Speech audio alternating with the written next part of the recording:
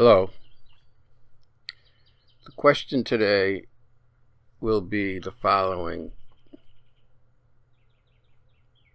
What does philosophy have to say to the Black Lives Matter protest?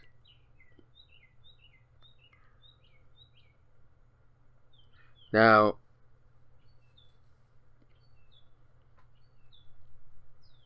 before we begin, we have to define our terms that we're going to speak about. Because if we don't define the tools that we'll be using, or the words, their meaning might be misunderstood. So you start off wrong, you're going to end up wrong quickly. So we have to go back to the basics. What has philosophy got to say to the situation? I wish it could be an easy answer, but we have to spend a little time explaining the terms and then move on to that. Now, I understand that philosophy, or the philosophy that people come to understand, is known to be ambiguous and not practical. So we're going to try and move in a direction that counteracts that. So let us start with the terms quickly. I have done this before in the past, but we'll do it more quickly here. And if anyone wishes to listen to a more lengthy conversation about them, they can go to our last posts. So here we go. Philosophy, as we are going to talk about it, is the root word of it, coming from the Greek two words, phileo and Sophia, which means love of wisdom. The dictionary agrees with this, and most people who use the word agrees with this. And that's what the roots mean. So, a philosopher is a lover of wisdom. Now, that word has been hijacked like many words and has produced second meanings and third meanings of that word. Like someone's philosophy is different than what would you say about a philosopher or philosophy. Also, the medical field, you might find an article on the philosophy of medicine or philosophy of business. And I can go on. Or there's professional philosophers who make money either through books or some degree, and not necessarily teach wisdom, but teach perhaps a philosopher in the past, and or speak of the tools of philosophy for 3 or 4 years, and not really teach wisdom, which is understanding, deep understanding of what is truth, what the truth of what a truth is of a meaning of words, or a hypothesis, or an argument set up through a hypothesis and drawing a conclusion, or if not a conclusion, then knowing what it isn't. So and another thing about the wisdom that we'll be talking about is the ethical wisdom, which deals with a certain amount of justice, and that will be found in the dictionary as well. Last I looked, it's not just wisdom, but wisdom used in a just wisdom. And the one we're talking about is mainly the wisdom for betterment. That's usually knowing what is right and what is wrong, how to conduct oneself to a just way. Now, that word has been used lately. I've noticed that the scientific community, the hard science of like space, they were talking, an astrologer was talking about wisdom, and although technically he may be right, but that isn't the wisdom we'll be talking about. We'll be talking about the wisdom to make a person better, or people better. Sort of an awareness of what is just in human conduct, as opposed to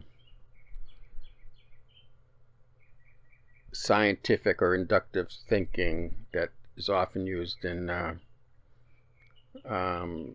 science, such as biology or physics. We can cover this again if it's confusing, but we're dealing with the wisdom of understanding what truth is for people to have a better conduct and society. So that is often called the field of ethics, a large part of philosophy. Now, we will be talking about reason as a tool to understand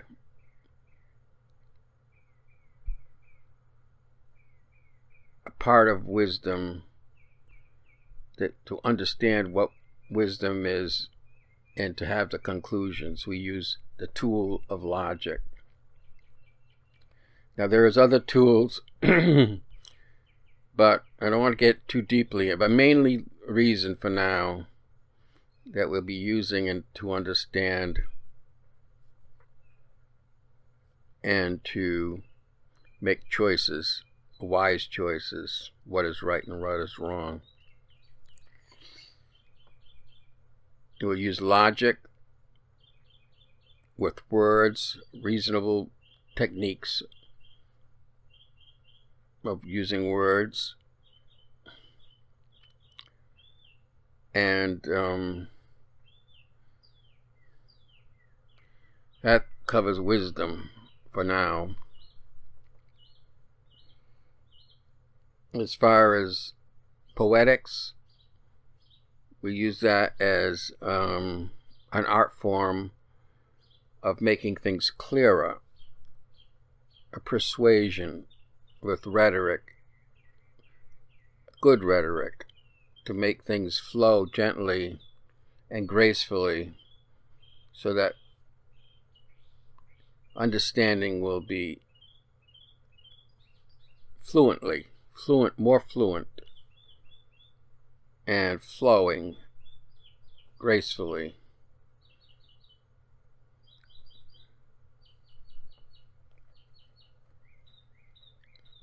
I think I'm going to stop there as far as talking about the tools that we'll be using. We might go back to these tools, understand what they're not if we get carried away. People have a tendency to... Another thing we'll be talking about is how to make things clear, how to make things in a simple vocabulary. so that people can not get confused as well. The idea is to find truth.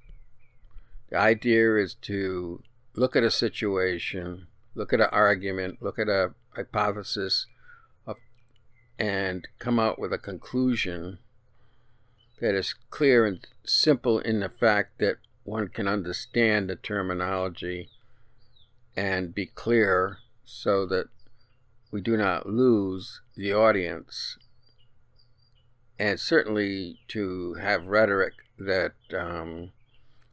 helps understand it rather than confuse it. Rhetoric is a two-headed coin. You can use rhetoric to confuse people, and you can use rhetoric in order to make it easier to understand as well. So we want to use it in the positive light. But we want to make clear what type of philosophy we're talking about. And we want to make what I feel should be the correct use of philosophy. So many people think it's such a hard thing to stay away from, but the father of philosophy, modern or Socrates, is considered the father of philosophy. Among other things, one of the main things Socrates tried to clear up was to make it simple and to have it be relative to our everyday life.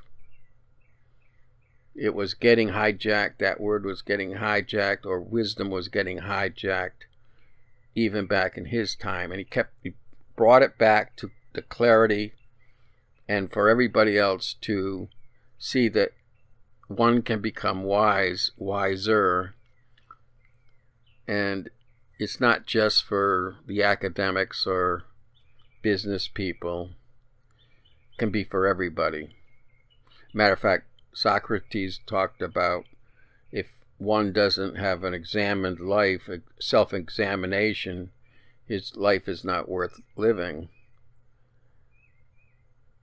So it was very important that for him to bring it back to the roots, and it was more so back in the Greek time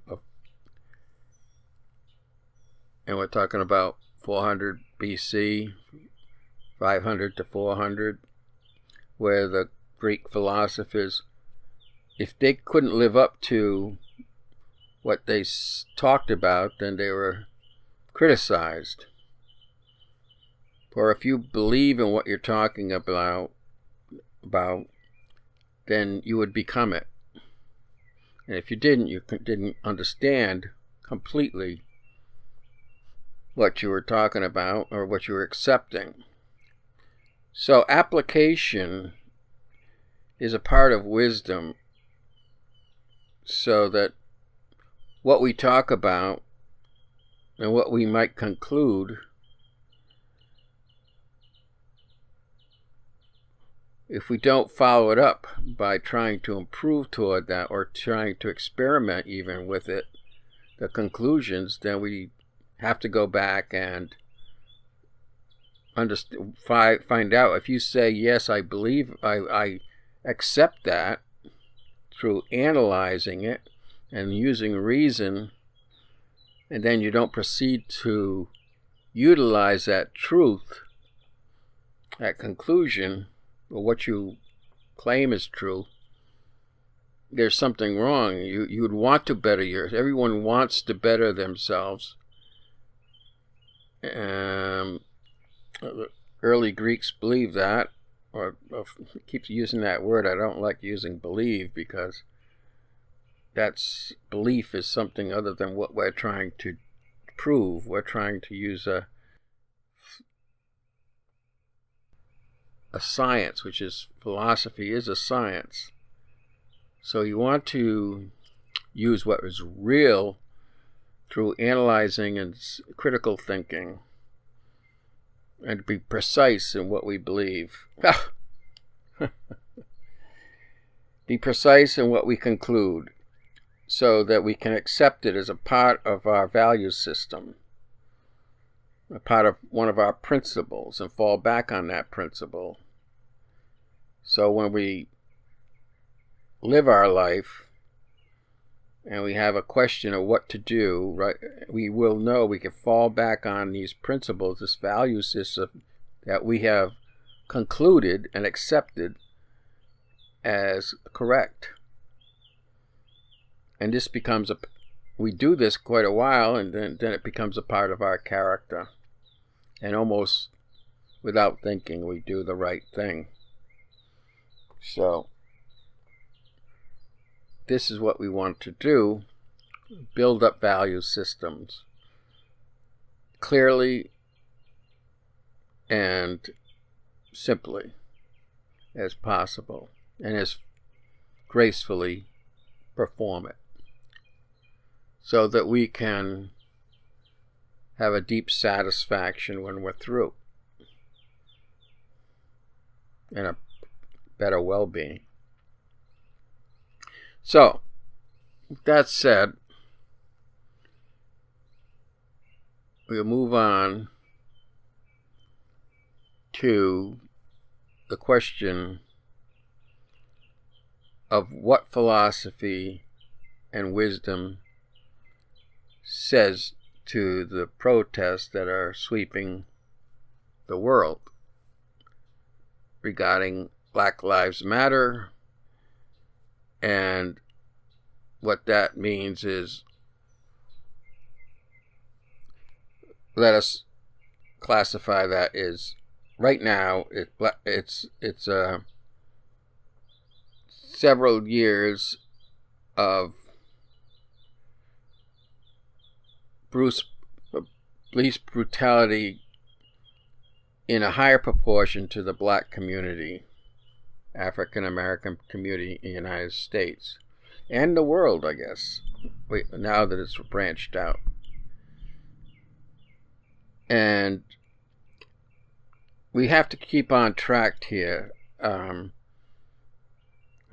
Perhaps I can take a second to talk about what happens when you don't get on track. For instance, I've seen people talk about everyone matters, or when people say Black Life Matters, then they say, well, life, everybody matters. But that's changing the narrative. It's true that everyone matters,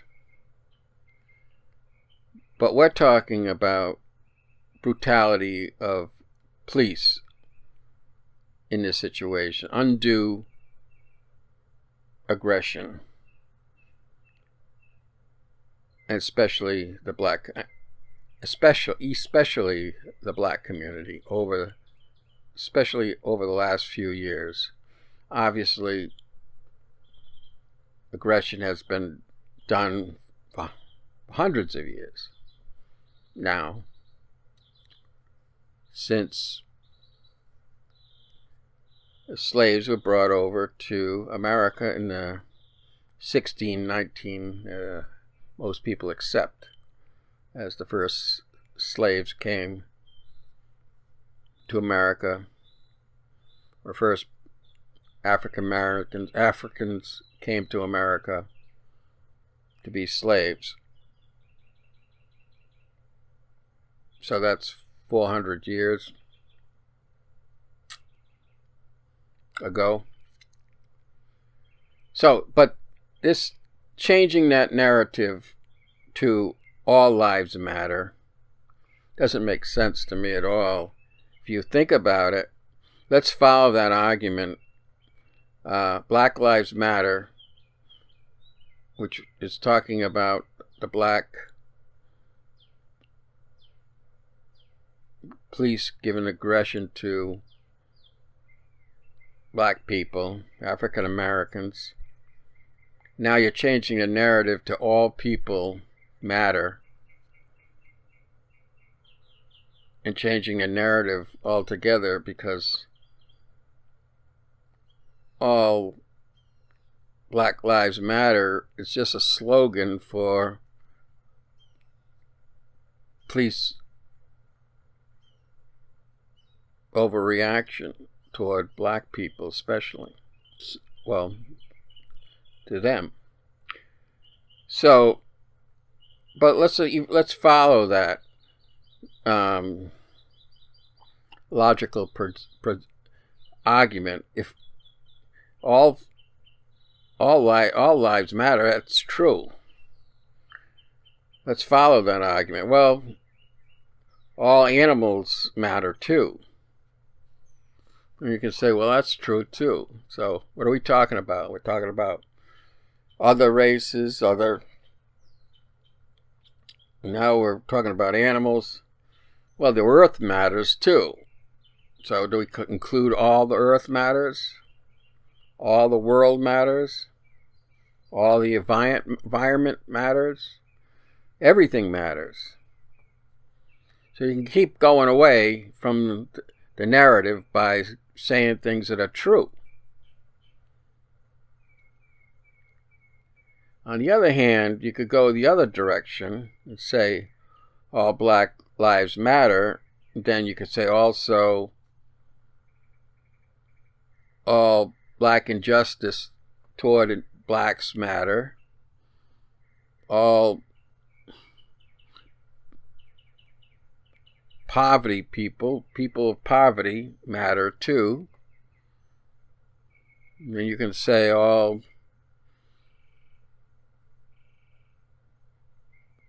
people of color matter. Brown people matter.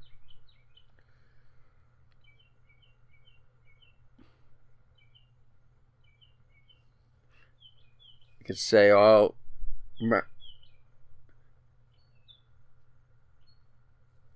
Asian Americans matter.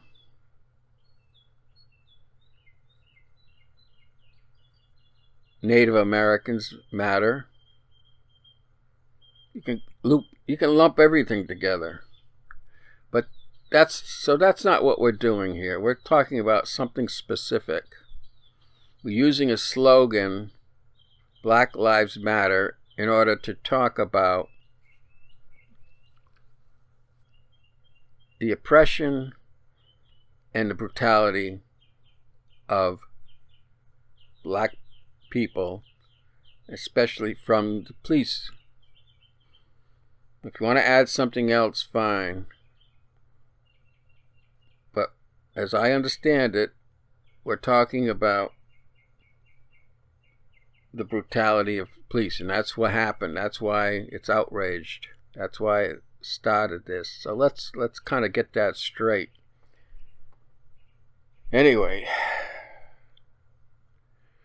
we move on to, I would like to talk about the immediate situation where the confrontation element that's going on between the police and protesters, which is what we're talking about, really.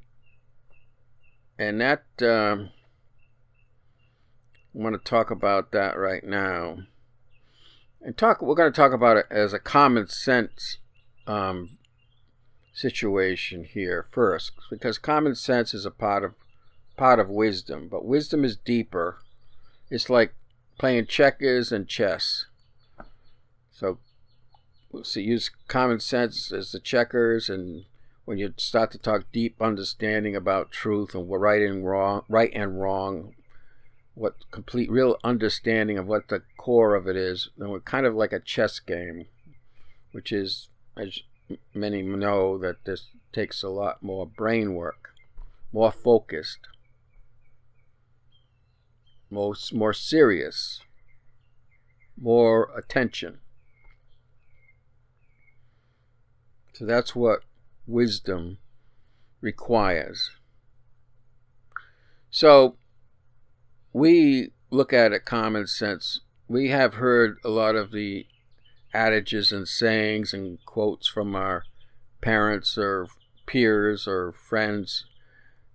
We can think of many times that we have a conflict or we confront somebody, and somebody will say, starting with your parent, your mother might say, take a deep breath, or they'll separate the two children. One goes to one corner. They didn't say, they didn't explain a lot of it. They just say, you go over here, Tommy, you go over there. You go into your corners until we'll straighten this out. Time out. We hear about taking a deep breath. We hear slogans or sayings like people say, relax, let's think this over. Let's calm down. Count to 10. And, all these sayings we've heard over the years. And there's a certain truth to these words. Common sense that's sort of a common sense thing we hear. Let's talk about this. We'll get back to you. We'll think about it. We'll let you know.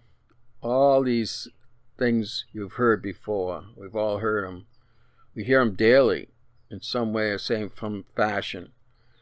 And what is that really doing? It's just saying we'll think about it. We'll reflect on it. Well, why can't you reflect on it right now? Because you need to separate and get control of your thoughts. We hear it, we give that advice to everyone.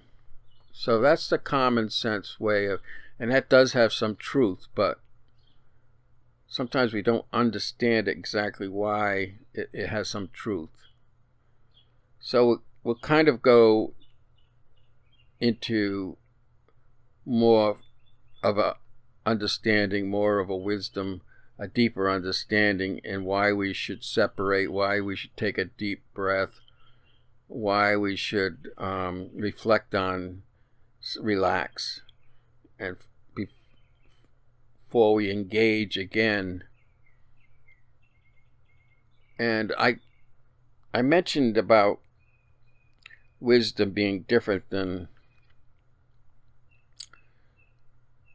common sense in that it's more serious. It's like a chess game. You have to be more focused. When you're dealing with deeper truths, you want to get them right. So you spend time on it. You want to reflect on it longer and ponder on it and contemplate on it. And it's important because you don't want to make mistakes. It's on tender territory. When you're going toward the truth, deeper truths, you're going into a more important aspect of the discussion, of the understanding. So you want to get it right. These are things that you want to not to keep asking the same questions again. You want to set up some value system within your being, some principles to live by, so you don't want to make mistakes. And they're important truths. What is right, what is wrong, what is going to be better for me in the future, long term, not so much as impulsive satisfaction, but long-term satisfaction. So we have to be focused in that situation. We have to take it seriously. We have to be gentle in our thoughts so that we don't make mistakes. We don't trip up. We have to be gentle to ourselves so that we are not confused and emotional. So you want to be in a state of contemplation, a meditative state.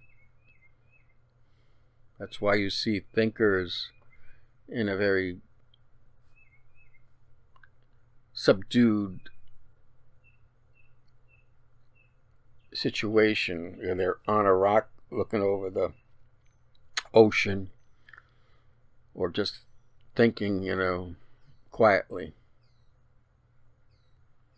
So the term I'm just using now is focused, gentle, quietly. This is not a violent state. This is the opposite state. You want to think clearly. So you want to set up that situation. So you want to focus on the question at hand. What is right? What is wrong during the protests? Who is right? Who is wrong? What are the questions? What are one or two of the questions? Narrow it down for now. The question I'm trying to answer is the confrontation between the two, which is indirectly the same argument that is being posed to us.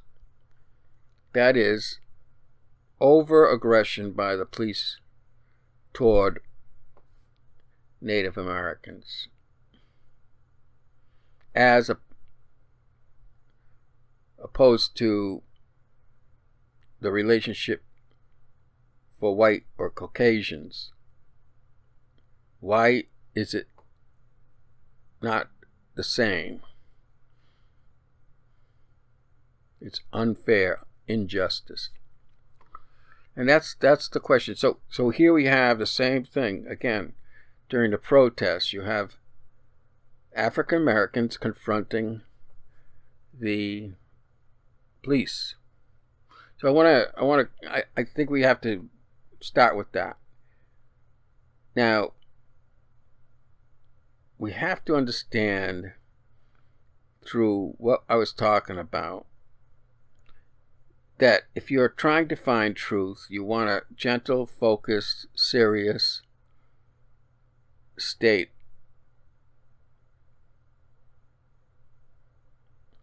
Now,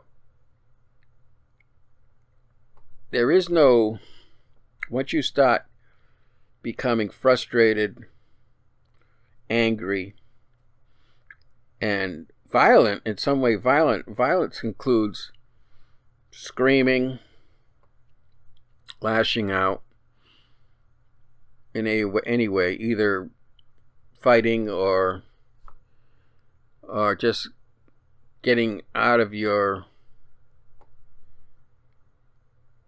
composure,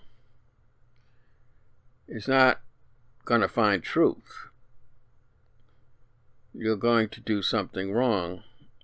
You're going to do something you probably will regret. So what we have is for common sense, we have for wisdom. We have a state that we need to, because it's so important, what do we have to do? We have to get to a state of meditative state so we can figure this problem out. There's a problem here. We want to figure it out. When we're angry, we're frustrated, we lash out. And as soon as you start lashing out, you lose control of your mindset. And you can't think clearly. You can't move in the right direction. There's sayings about this in early Greek philosophers where they say a wild animal deserves the same regard as a man who's angry, and a man who is angry is just the same as a wild animal, deserves the same regard, same attention. It's not right. We need to move forward in an argument, just figure it out, come to conclusions, proper conclusions, with a stable mind. So, how to relate that to what's going on? Well, I won't speak of the past, but I will speak of the future, and that would be for both sides to disembark and to gather their thoughts and to formulate a plan of action that can be returned to that situation, but with a stable mind, with a meditative state, so that you can think very, very clearly. And when you're thinking clearly, the person who is wisest and will have one-upmanship through the situation. And if you have truth on yourself, you'll have a great upmanship too, as well. And that's what we're trying to do, is finding what is right, what is just. If you have justice on your side and you have understanding of why you're being persecuted, then you should be able to win the match.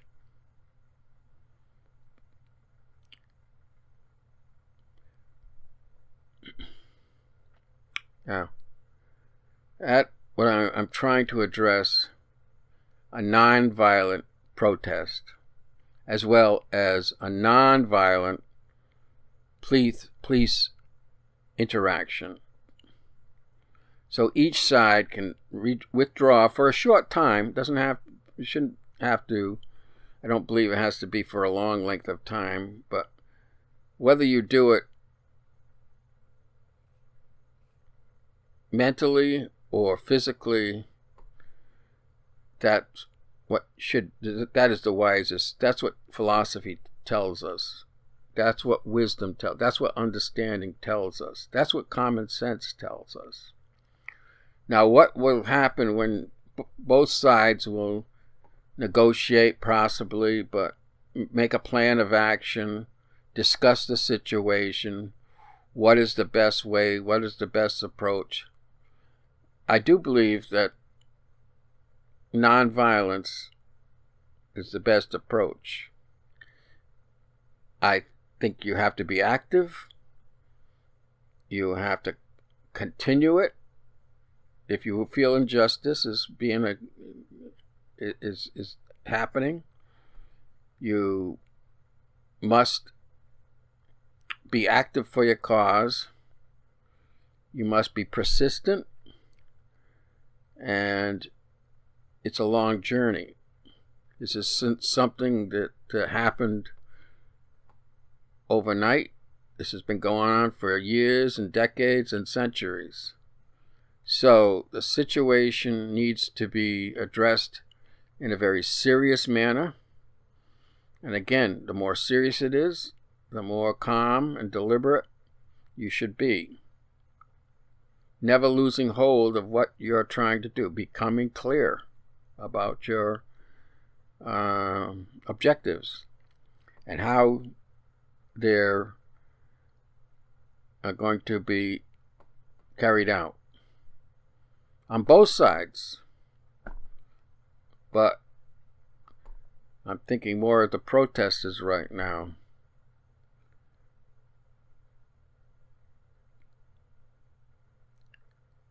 I think numbers are very important. That's the new tool, the new force. The more numbers, the more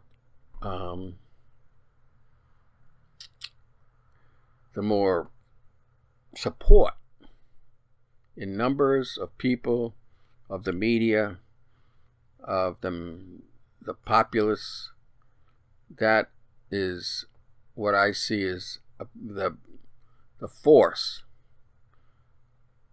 And most people don't want to see violence. I think I saw a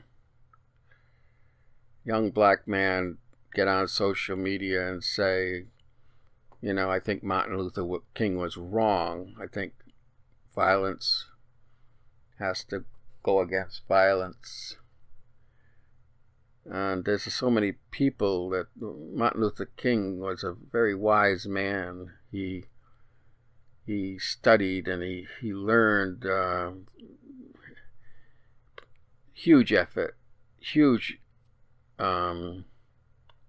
insight and awareness in society and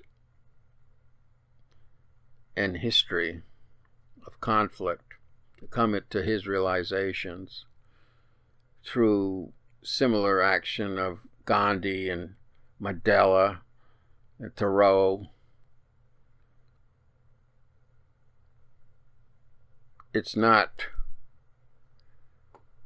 And even Malcolm X after he had gone to Mecca and realized that white man and black man can mix in the same religion and society, he was toning down his rhetoric so that he was leaning toward working together with everyone.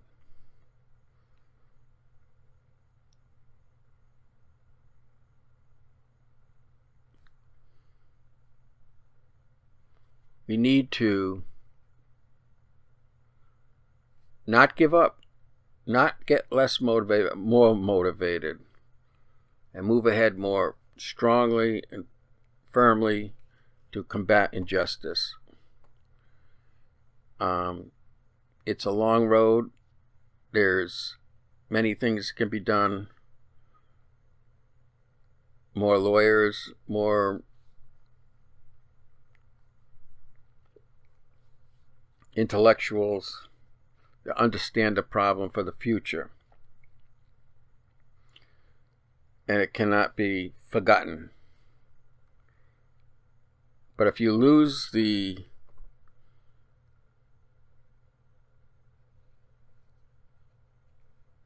will of the people to support you in the media, then you have to start all over again.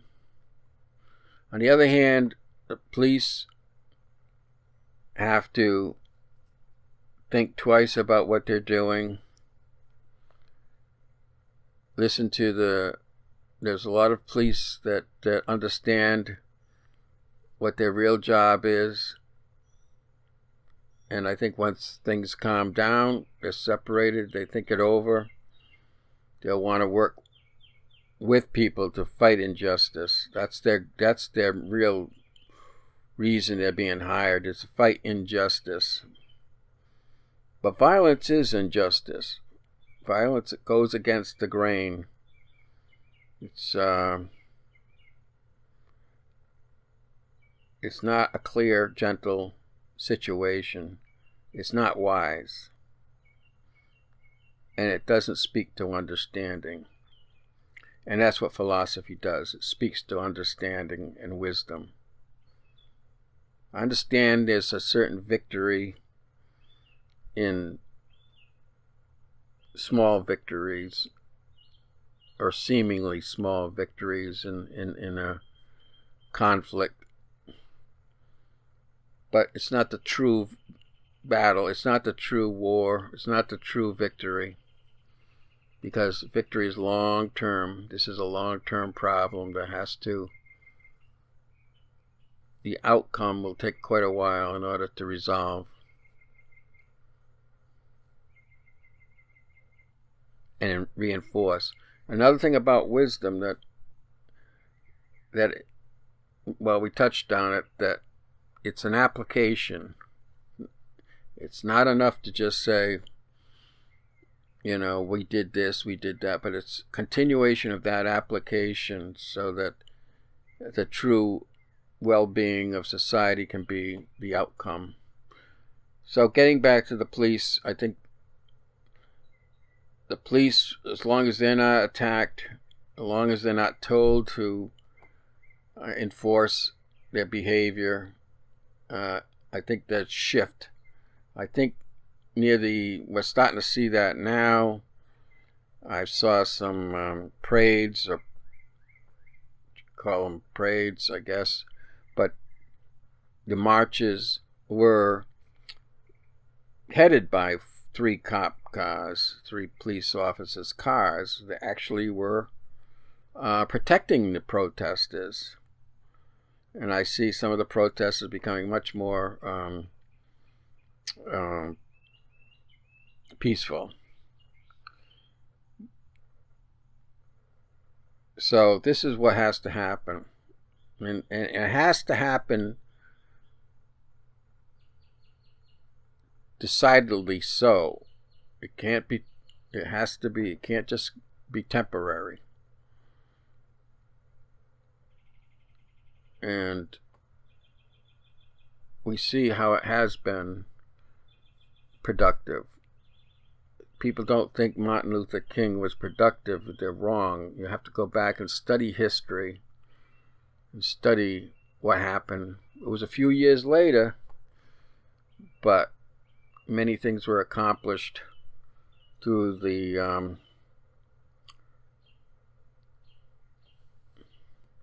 years following his passing.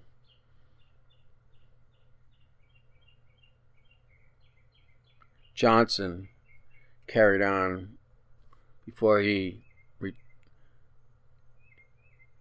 didn't run again. He had worked toward a lot of things that were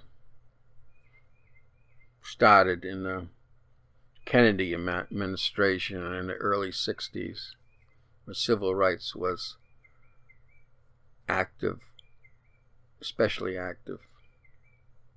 And I think the police need to think about their role.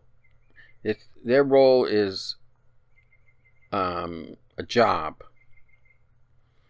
There was a study up in Canada in the early 60s, or maybe early 60s, I believe, where they had people there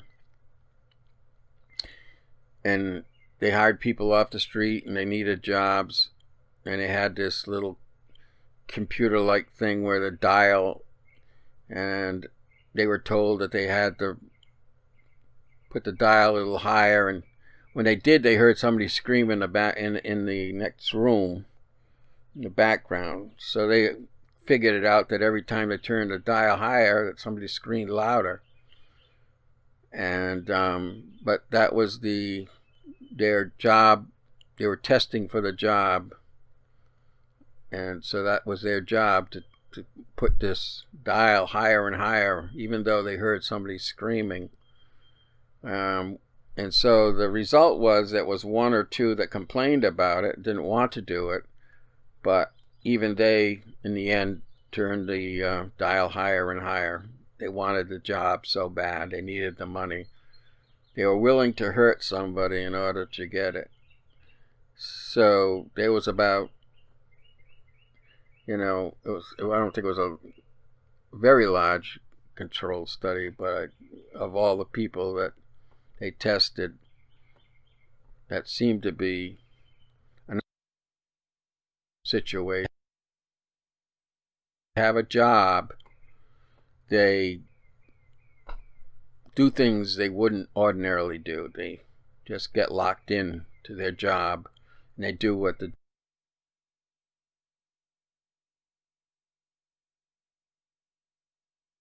think that tends to make it harder on a person to change his moral aspect of what is right and what is wrong, because you get no support from the peers, and you get locked into a job and you just think of it as a job. You don't think of it as a choice, a value choice, contrary to what your principles are. I think if you get secluded and you get a chance to talk at talk to an objective person, maybe a counselor of somehow, then you can deal with this issue a little better. So by talking about this, I want the authorities to understand that take that as a something to think about. We get locked into a job performance, we train for it, and we expect the money for it, and we're banking on the money. We don't think about our principles and what we really think is right and wrong. We get sort of just get locked into something, then it's hard to think straight. It just doesn't have time to reflect on what actually you're doing until perhaps you start. Sometimes it's when you're retired, you hear people say, well, I worked for this type of company and they did this and I wasn't comfortable with it. But ordinarily that doesn't happen that much. So it's just a phenomenon that needs to be thought about, addressed. And the idea of serve and protect turns upside down sometimes. It's hard to really get a perspective of what's going on or what the choices they have or one has in a situation like that. Difficult.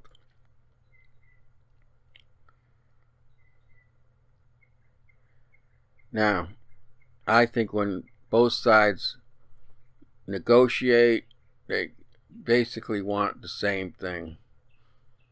So the violence can be taken out of this and things can be corrected.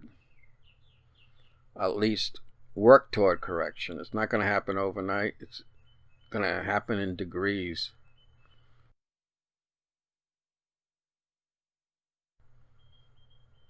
A non-violent solution to happen. Now, there are other facets to this whole protest that we didn't cover, but I think that needed to be covered. The disturbance of violence and both to property and to people and to the police toward protesters, the idea of a job to be fulfilled and hurting other people, it really has to be addressed before anything else can be resolved. It'll always be a problem, and if it's not solved right away, both sides will be harmed, and all the good that hopefully will be come of this situation will be destroyed and you start again. So it can be a pivoting point. It can be if both sides stop the violence and come to clear-minded thinking. So that's what I have to say today. There's no easy way to say it. There was no short way to say it. It is what it is. And do the best we can and move on. And we repeat it again and again so that we can make it clearer and simpler. And so understanding can be for everyone. Ethics is right or wrong, to improve oneself, to be better, a betterment for society. so that one can have a deep satisfaction and go gracefully through life with the opportunities that it affords. There's no reason why it can't happen. No reason why we can't become more civilized and better to each other. We are moving forward, but we have setbacks.